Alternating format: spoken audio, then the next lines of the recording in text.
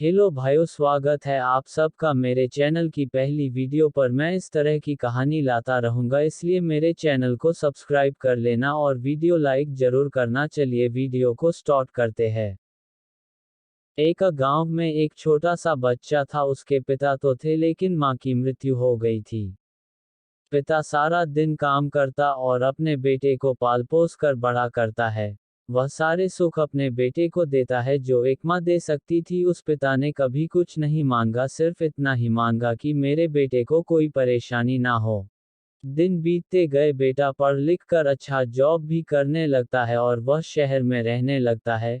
कुछ दिन बाद वह अपने पिता से मिलने आता है और कहता है, पापा मुझे कुछ पैसों की जरूरत है। मैं चाहता हूँ कि शहर में ही जमीन लेकर अपना घर बना लूं। पिता इस बात को सुनकर बहुत खुश होते हैं, सोचते हैं कि मेरा बेटा है, एक ना एक दिन नाम करेगा। जिंदगी भर की बचाई हुई पूंजी को निकालकर अपने बेटे को दे देते हैं। बेटा शहर चला जाता है और उन पैसों से अपना घर बना लेता है। पिता इधर इंतजार करता रहता है कि मेरा बेटा फिर से आएगा, एक ना एक दिन तो मेरे पास आएगा ही। जाएगा कहाँ? उसके पास अब कोई नहीं जाता था, क्योंकि ना ही अब उस पिता के पास पैसे थे और ना ही रहने का जगह था।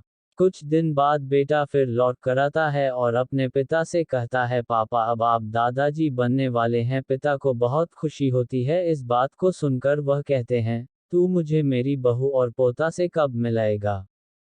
बेटा कहता है, बस पापा थोड़े दिन और। पापा मुझे कुछ पैसों की जरूरत है, क्योंकि आजकल थोड़ा जॉब में खींच बीच हो रहा है, जिसके कारण से मुझे कुछ दिन के लिए सस्पेंड कर दिया गया है। पिता के पास कुछ नहीं रहता है देने के लिए, लेकिन फिर भी कहता है, अच्छा बेटा तू रुक, मैं अभी आया कुछ पैसों का बंदोबस्त करके। पिता बाद में महाजन से कुछ पैसे उधार लेकर अपने बेटे को दे देता है और बेटा पैसे लेकर शहर चला जाता है।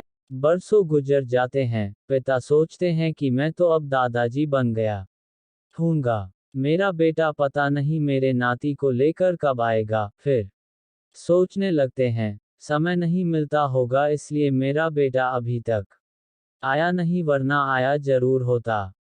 तब तक महाजन दो तीन आदमी को लेकर उस पिता के घर पर आता है और कहता है कि आपके वादे के मुताबिक मैं पूरे 3 महीने बाद आया हूँ अपने पैसे ले जाने। पिता कहते हैं, मेरे पास पैसे नहीं है देने के लिए। महाजन कहता है, जब पैसे देने नहीं थे तो आपने मुझसे उधार क्यों लिया? तभी पिता कहते हैं, ठीक है रुको, मैं तुम्हारे लिए पैसों का बंदोबस्त करके आता हूँ। और वहां के नजदीकी अस्पताल में चले जाते हैं।